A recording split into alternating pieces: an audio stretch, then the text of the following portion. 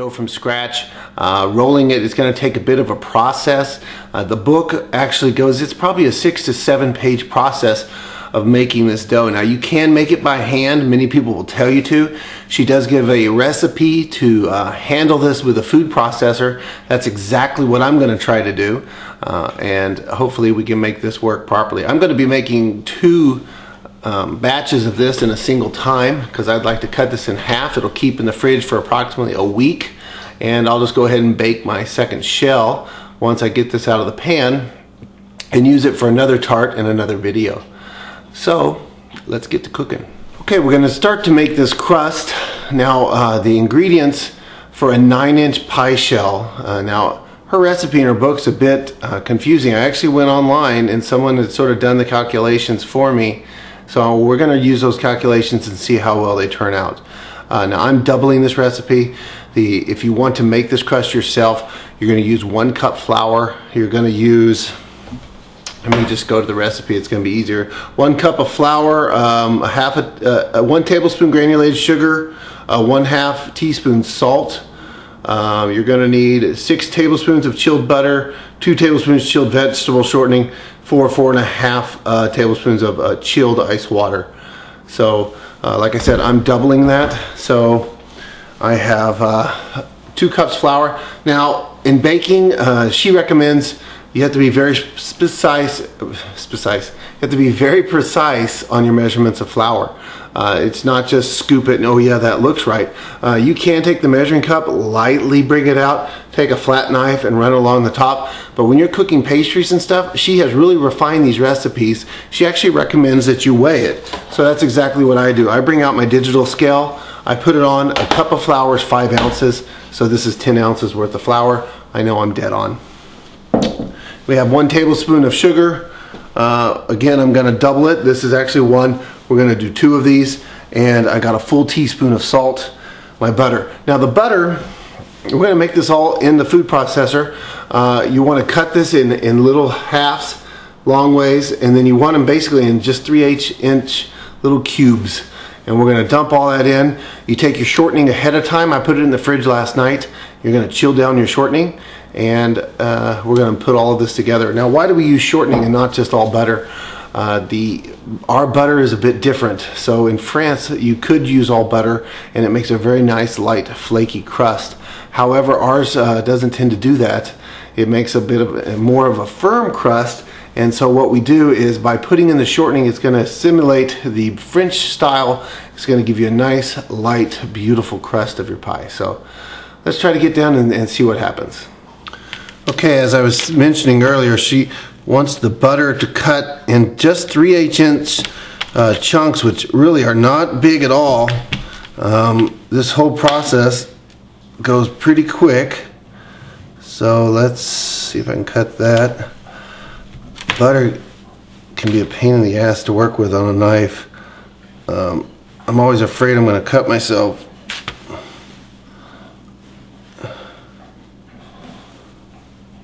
I don't know how to get stuff like that even off. So we'll just, that helps, huh? Okay. You guys were all on the edges of your seat thinking, this is it, he's going to cut himself. Woo! Nope. So, I'm going to go ahead, and there you go. Butter is cubed. Now, if you're going to continue to use this knife, it's greasy, it's tough. I definitely would wash it first. I've made that mistake trying to use a buttered knife.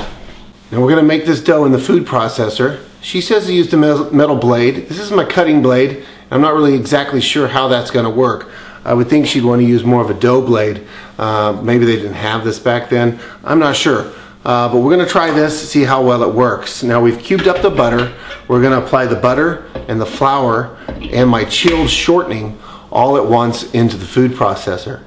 We're going to hit the on and off, like pulse it 4 to 5 times. At that point she says to take a scant half cup of water, and I had to look up scant, S-C-A-N-T, to verify exactly what that was. So just a little bit less than a half, just barely a half cup of water. So we'll pour it all in it, we'll turn it on, we're going to pour that in all at once, and then we're just going to turn it on and off approximately 4 to 5 times. And what should happen is the dough should start to stick to the blades. Now, you don't want to overbeat this. So if it's not sticking to the blade, take a little bit more of iced water and just pour it in there until that happens. When it does, we're done.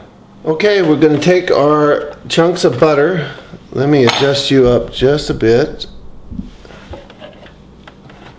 And we're going to go ahead and put that right into our blender. Now, she said most food processors handle 2 quarts, which would be 1 recipe. I've, 7 cup capacity. Woo. We're pushing the envelope here. And then I have all my dry ingredients. We're just going to go ahead, put those in. And I just had a horrible feeling that this isn't going to mix like it should. So go ahead and that's our chilled shortening and our salt.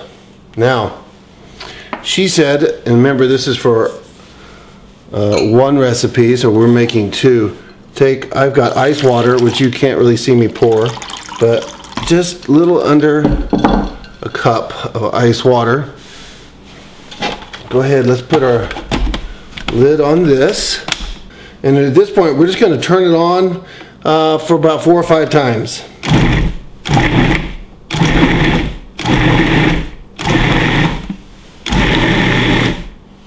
Alright, now that's really good and mixed in there. At this point, you take your half a cup of water. We're going to turn this on and we're going to pour it all in at once and then turn it on and off several times. So let's turn this on. Put all of that in.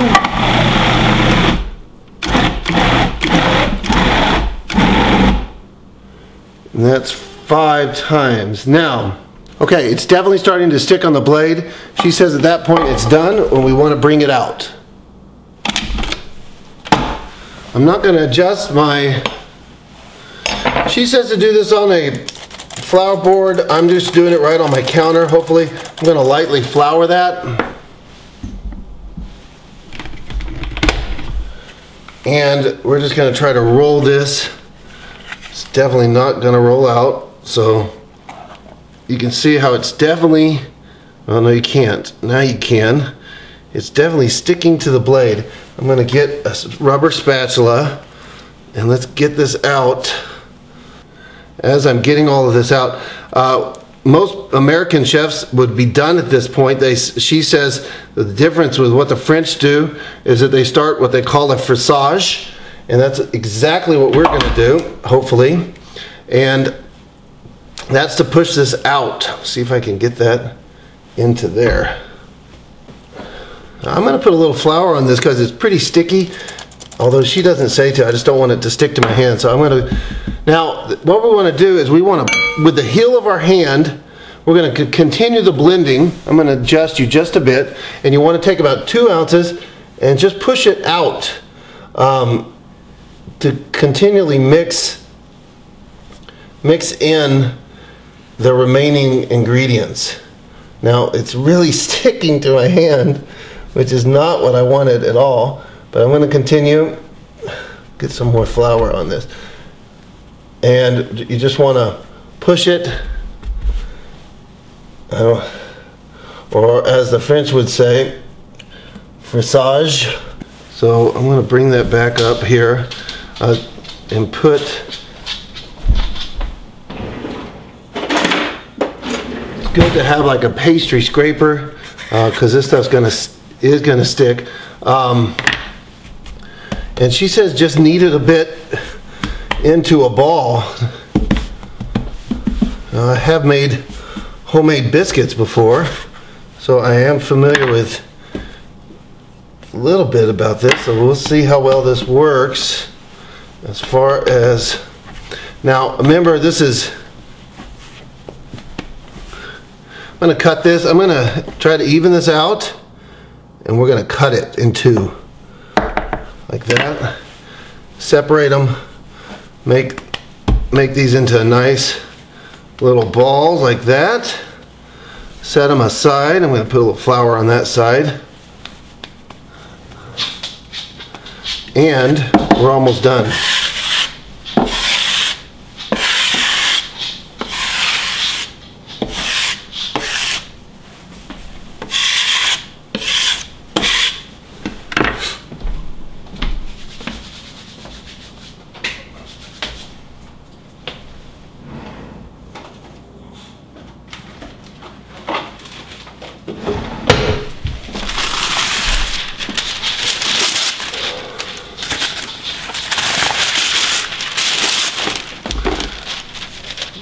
Once you have these done, place them in on some wax paper and roll them up,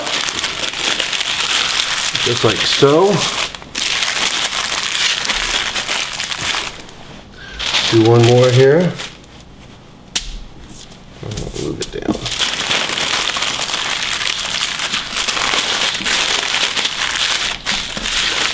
All right.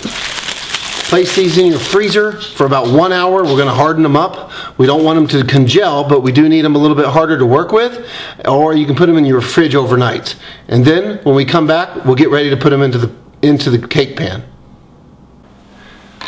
I've just pulled my dough out of the freezer. It's still pretty soft. Now I was expecting it to be a bit harder because she even says if it's too hard, you can whack it with the pin a little bit to soften it up. Since this is a butter crust, it's going to get softer really quick, and it's not going to be able to, you won't be able to work with it that well. So that is my concern. Second concern is I actually have a cake pan with like a, what's that, like looks like a 3-inch lip on it. I really should have only 1.5 inches if I was going to make this proper. So I'm going to have to sort of fudge it and get it into the pan, which again is going to be a bit difficult without it tearing. But I'm going to try my best. I do have a second one if this does fail, but I got all the ingredients cut up and ready to go. So if I don't get a crust made tonight, I really don't know what I'm going to do. Now we're going to go ahead and I'm going to lightly flour the tabletop here. When we bring the dough out, we're going to put it on the, put it down. I'm going to slightly roll it back and forth after slightly flouring it. And then we're going to do rolls. You always roll away from you till about the inch, about 1 inch away. And we're going to try to turn it. And we're going to try to get it about, let's say 2 inches around this entire pan and about 1/8 inch thick. Now once you get to that consistency, what you can do is what they call a reverse roll, and that's where you put the pin down and you roll the dough up onto this, and then we're going to try to roll it right over the top of that pan and then work it on the way down. Whew. Now, if I can even get it into the pan, and that is an if, the next stage is to cook it, and this is going to be a partially cooked pie crust. What you do, she says, to hold the shape is to take some foil here, and I'm going to butter one side of it, and we're going to stick that down around the shell. I'm going to press it nice and tight all the way around, so it's sort of like holding that shell in. And then we're going to take beans, and we're going to fill it up with beans, and the pressure of the beans will keep everything right in place while I cook it. When we're done, we'll just pour the beans out, and we'll be good to go. Okay, I probably shouldn't get into two things at once, but that's exactly what I'm going to do. I'm going to take this out of its wax paper. I've floured my counter.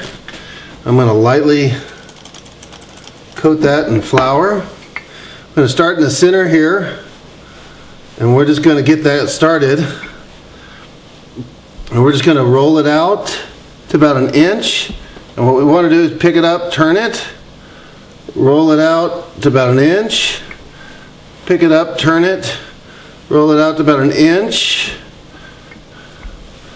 And you can see I'm already having a problem here in that I'm not getting a good, you always roll away from you. She says if you don't get a good circle, you just cut off a piece, wet it. See, it's a little thicker back in that back corner. So let's go back there. See, that's about right. Problem is, you see, what we have is, let's see if we can do what she says. She says if you need, like, it's not round, you can take a piece, cut it, and then you just sort of wet the pieces that you want to join together, and you put that right there. Let's put a little bit of, and you just, there you go. Voila. Now, that's definitely not perfect, ladies and gentlemen. Oh, and we're not even close to getting there into the direction we want, so let's, again, if we don't hurry, that's good. It's a little catty-wonker, but it's what I got. Now, I'm going to try to reverse roll this, like she said, so we're just going to roll it up, and that, my friend, is why, oh, that's where we joined it. See that? Get that scraper, go underneath this to try to break it free. And we just want to try to fold it over here and roll it right up onto this.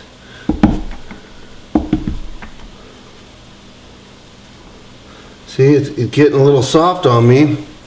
Bring our pan over here. Oh. And, oh, that didn't work. Yep, ladies and gentlemen, this is where you get the big laughs. I'm going to try to salvage this and not burn the applesauce. Okay, as you can see, can you see in there? Yep. We have fallen down. So I'm going to go ahead and just try to pick this up and move it. Oh, wow.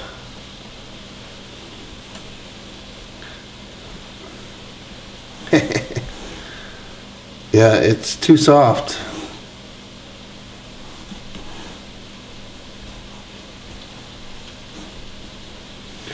And you see what my problem now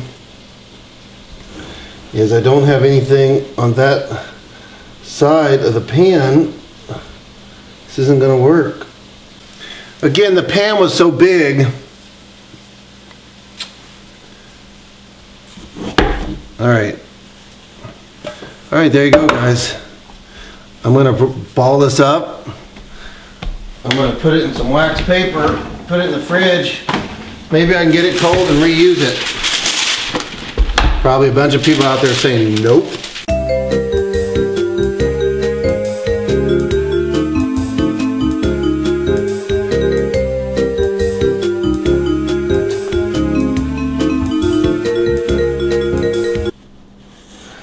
Alright, now my problem is not that it's not in there, because it is. It's keeping it on the sides of this pan. I think it's so soft. I'm going to have to try to work my foil in here to hold it in place. At the same time,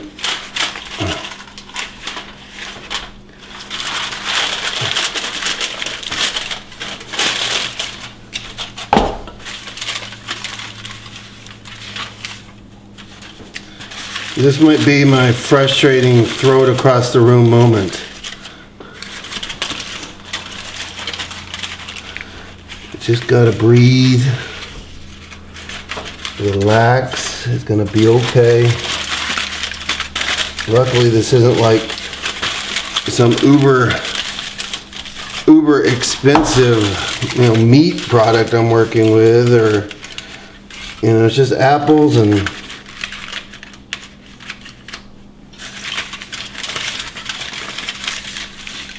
okay. Almost got it, and it's already there. So that's in there like that. I'm gonna go ahead and grab my beans. If this works, I will be ecstatic.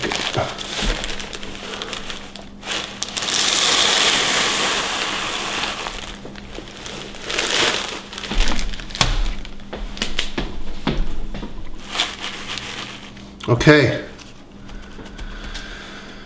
Well, my beans are gonna pretty much hold this in place.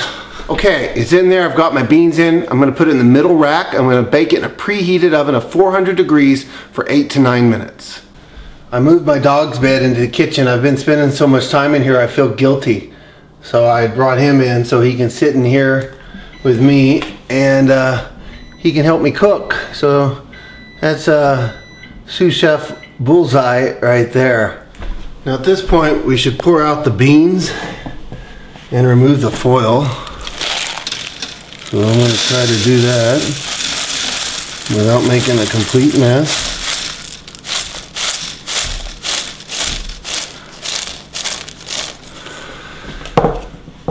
Now hopefully this foil didn't stick. You guys seeing this? It's trying to, but I think we're okay. I got one bean in there. Now we want to take the fork,